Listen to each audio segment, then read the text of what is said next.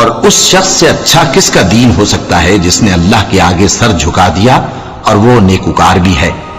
اور ابراہیم کے دین کا پیرو ہے جو یکسو یعنی ایک اللہ کے ہو رہے تھے، اور اللہ نے ابراہیم کو اپنا دوست بنایا تھا، اور آسمان اور زمین میں جو کچھ ہے سب اللہ ہی کا ہے، اور اللہ ہر چیز کا احاطہ کیے ہوئے ہے۔ اور جو لوگ ایمان لائے اور نیک کام کرتے رہے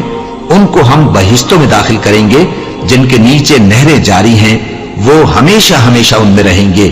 یہ اللہ کا سچا وعدہ ہے، اور اللہ سے زیادہ بات کا سچا کون ہو سکتا ہے؟ اے پیغمبر، لوگ تم سے یتیم عورتوں کے بارے میں فتویٰ طلب کرتے ہیں، کہہ دو کہ اللہ تم کو ان کے ساتھ نکاح کرنے کے معاملے میں اجازت دیتا ہے،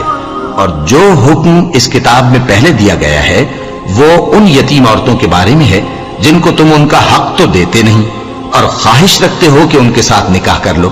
اور نیز بیچارے بے کس بچوں کے بارے میں، اور یہ بھی حکم دیتا ہے کہ یتیموں کے بارے میں انصاف پر قائم رہو، اور جو بھلائی تم کرو گے تو بے شک اللہ اس کو جانتا ہے۔ اور اگر کسی عورت کو اپنے خاوند کی طرف سے زیادتی یا بے رخی کا اندیشہ ہو تو میاں بیوی پر کچھ گناہ نہیں کہ آپس میں کسی قرارداد پر صلح کر لیں، اور صلح خوب چیز ہے، اور طبیعتیں تو خود غرضی کی طرف مائل ہوتی ہی ہیں، اور اگر تم نیکوکاری اور پرہیزگاری کرو گے تو اللہ تمہارے سب کاموں سے واقف ہے۔ اور تم خواہ کتنا ہی چاہو بیویوں میں ہرگز عدل نہیں کر سکو گے،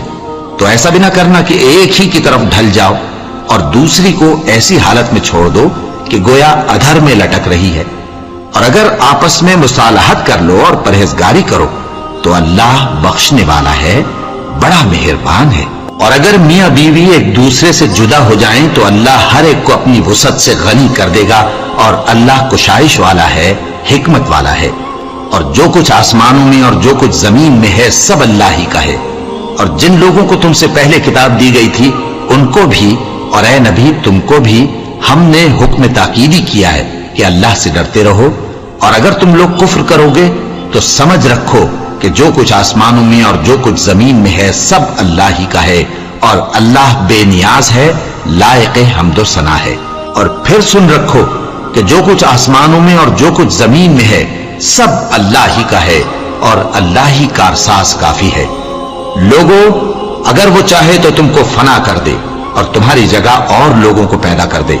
اور اللہ اس بات پر پوری طرح قادر ہے۔ جو شخص دنیا ہی کے ثواب کا طالب ہو تو اسے معلوم ہو کہ اللہ کے پاس دنیا اور آخرت دونوں کا ثواب موجود ہے، اور اللہ سنتا ہے، دیکھتا ہے۔